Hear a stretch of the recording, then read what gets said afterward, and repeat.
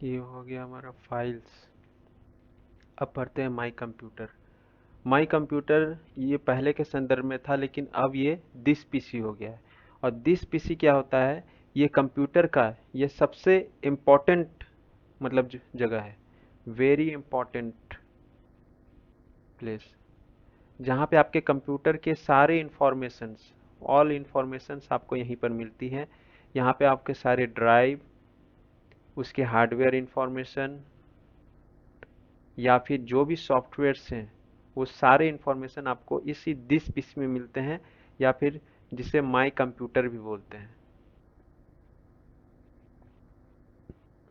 ठीक है। इसके अलावा हमने पढ़ा my network place. My network place क्या होता है?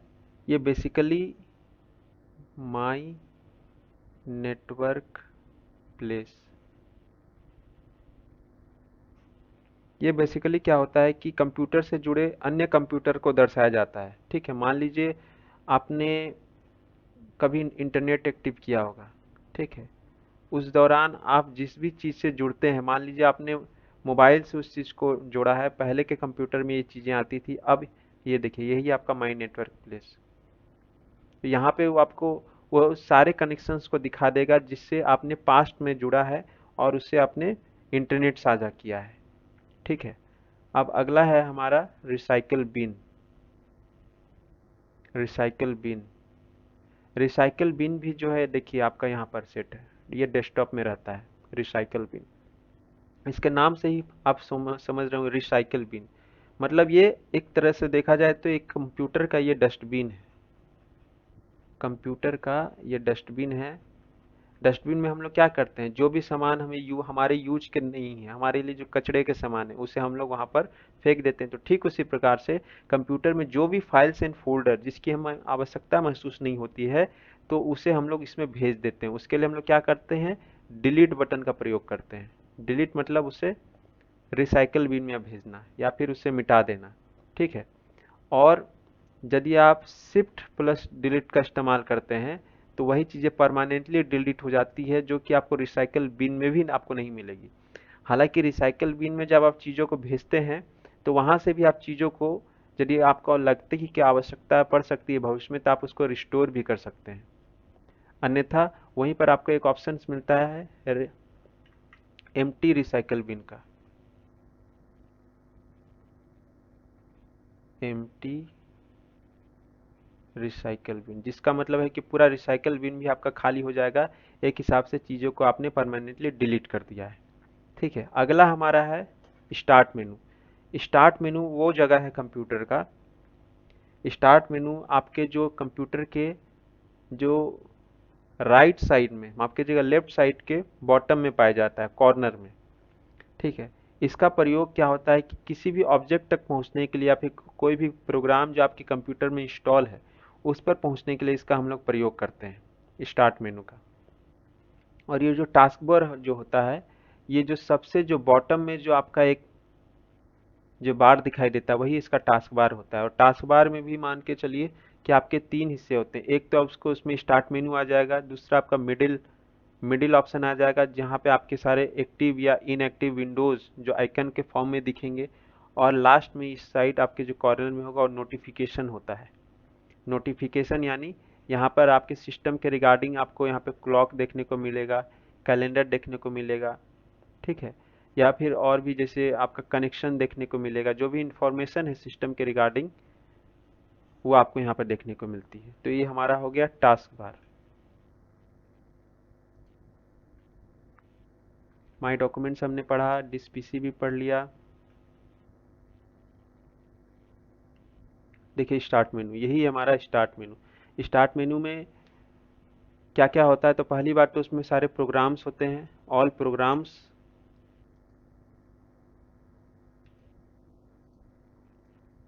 यहाँ पर सारे आपके ऑल प्रोग्राम्स होते हैं।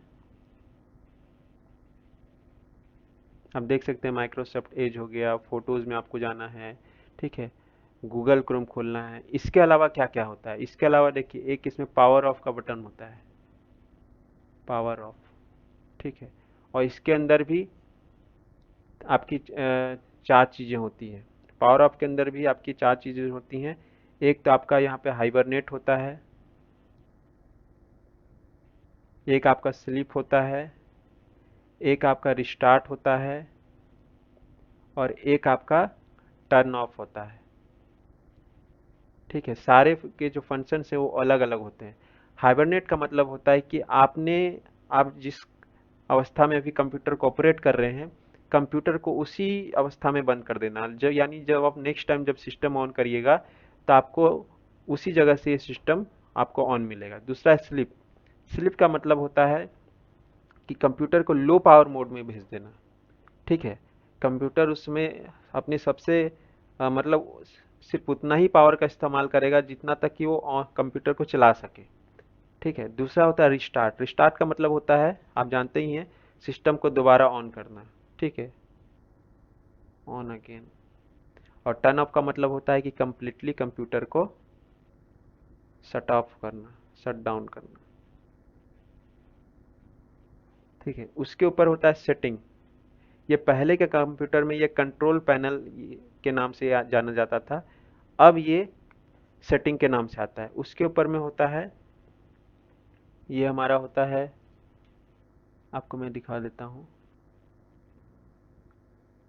ये हमारा होता है पिक्चर्स। ठीक है, पिक्चर्स यानी ये जो फोटोज वाला जो सेक्शन है। और ये जो हमारा होता है डॉक्यूमेंट्स, ये जो हमारा माई डॉक्यूमेंट जो हमने आपको बताया। ठीक है, और ये आपका यूजर लोगो। ठीक है, यूजर लोगो। तो ये 1 2 3 4 5 चीज़ें शो करती हैं आइकन के रूप में, प्लस ये आपका ऑल प्रोग्राम्स का ये एक रास्ता तैयार करता है। अब हमने आपको बताया, उसके अलावा अब हम लोग टॉपिक बढ़ेंगे आगे। टाइटल बार, मेनू बार, टूल बार, स्टेटस बार। ये जो आपके जो है ना, टाइटल बार, मेनू बार, टूल बार, स्टेटस बार, ये आपको डेस्कटॉप में आपको नहीं मिलेंगे।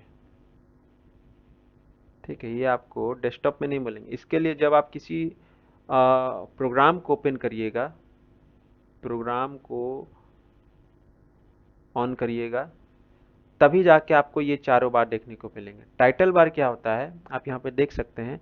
Title bar the very first या टॉप मोस्ट, वेरी फर्स्ट यानी वो टॉप मोस्ट बार होता है किसी भी प्रोग्राम का। वो टॉप मोस्ट बार होता है जहाँ पे आपको प्रोग्राम का नाम प्लस उस फाइल का नेम आपको रिप्रेजेंट होगा। ठीक है, उसी को हम लोग टाइटल बार कहते हैं। और टाइटल बार में ही राइट साइड में आपके मिनिमाइज का बटन होता है। ये देखिए मिनिमाइज, ये मैक्सिमाइज का बटन होता है और ये क्लोज का बटन होता है। ठीक है, इसका काम क्या रहता है ये जान लीजिए। मिनिमाइज का मतलब ये होता है कि विंडो को, मतलब जो भी आप विंडो चला रहे हैं, मतलब जो भी आप प्रोग्राम को रन कर रहे हैं, उसको मिनिमाइज करना, यानी उसको आइकन के रूप में आप उसको टास्क बार पर ले आते हैं। यानी आपके जो डेस्कटॉप का जो पार्ट है, ये देखिए यहाँ वाला पार्ट। ठीक है, यहाँ पे आपके दिख रहे होंगे। जैसे मान लीजिए हमने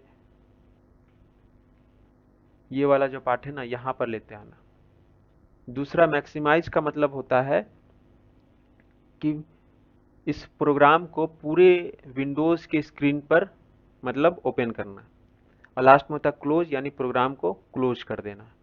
मेनू बार क्या होता है कि मेनू बार आपका जो इस सेकेंड लाइन होता है, यानी टाइटल बार के जस्ट नीचे।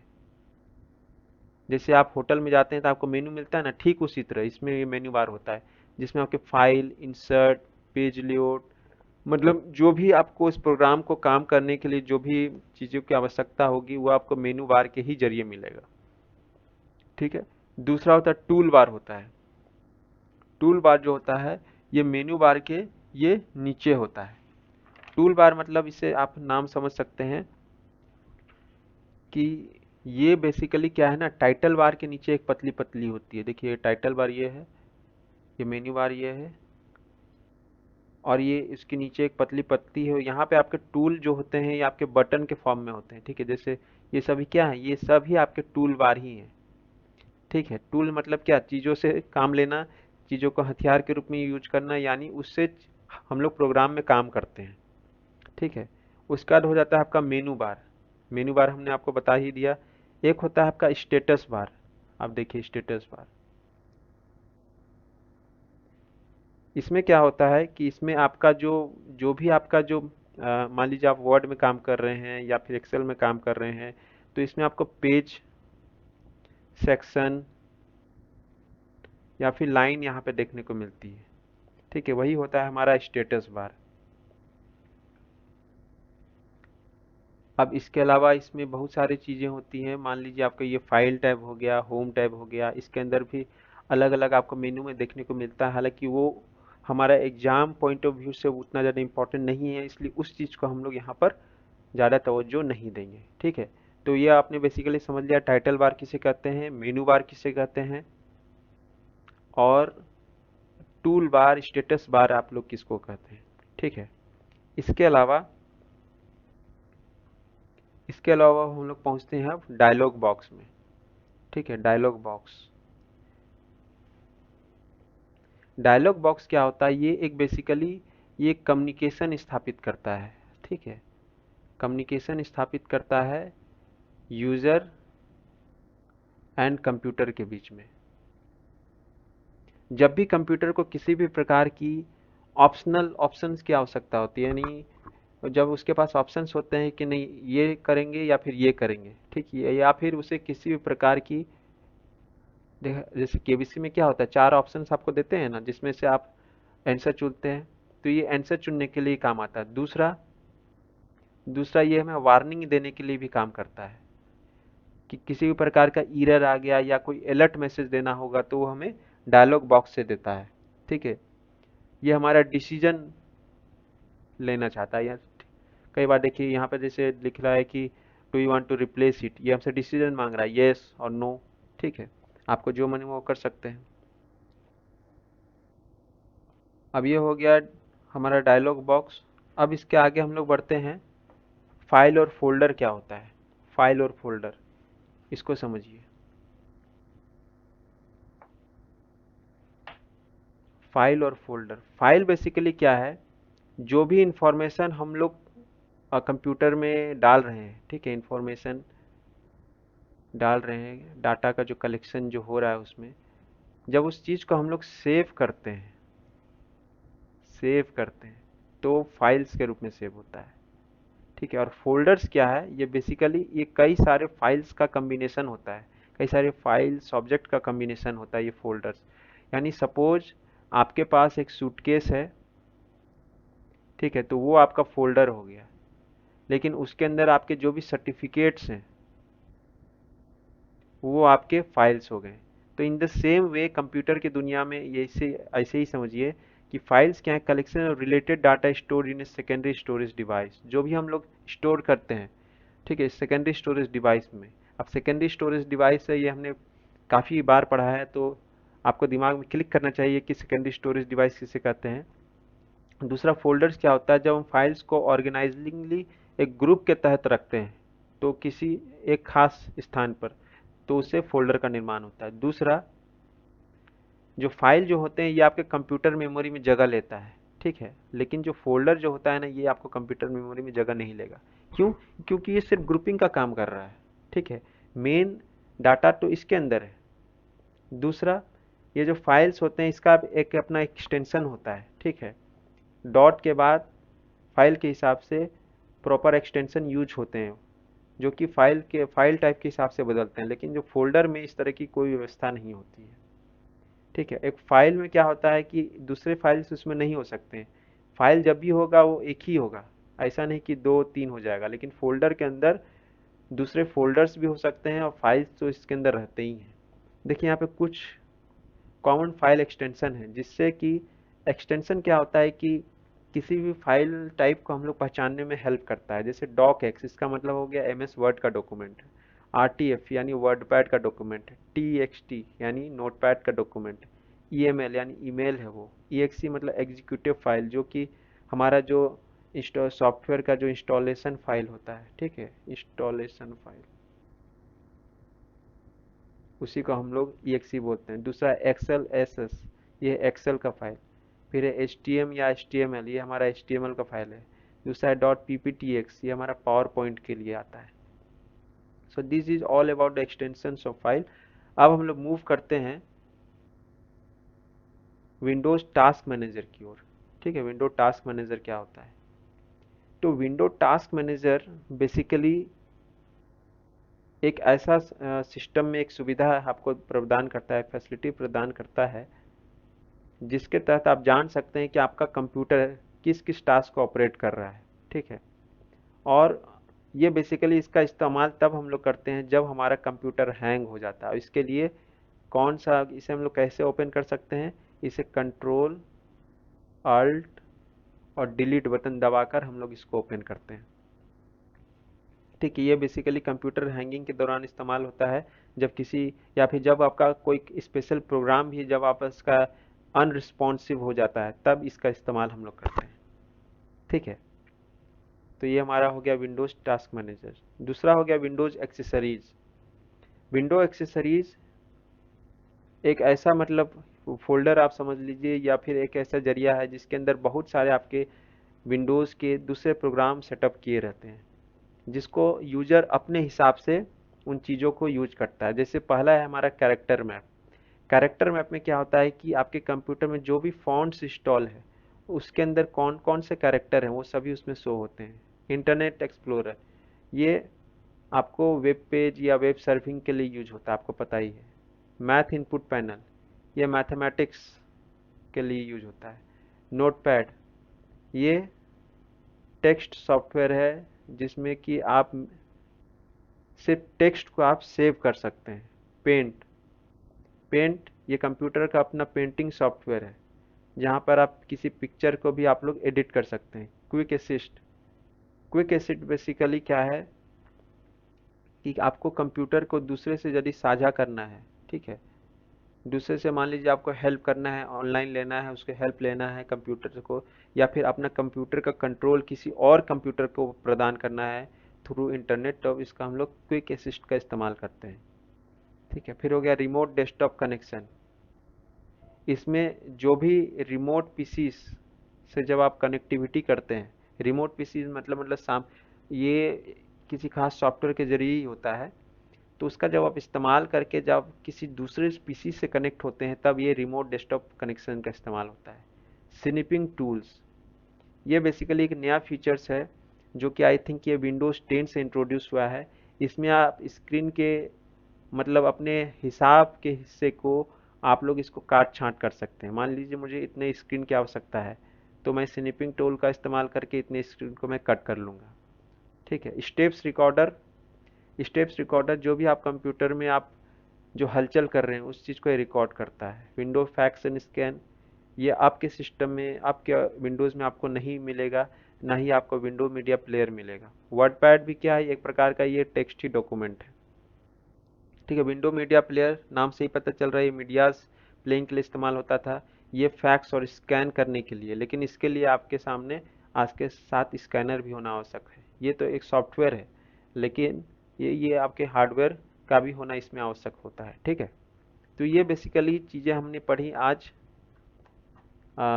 MS विंडोज़ के बारे में।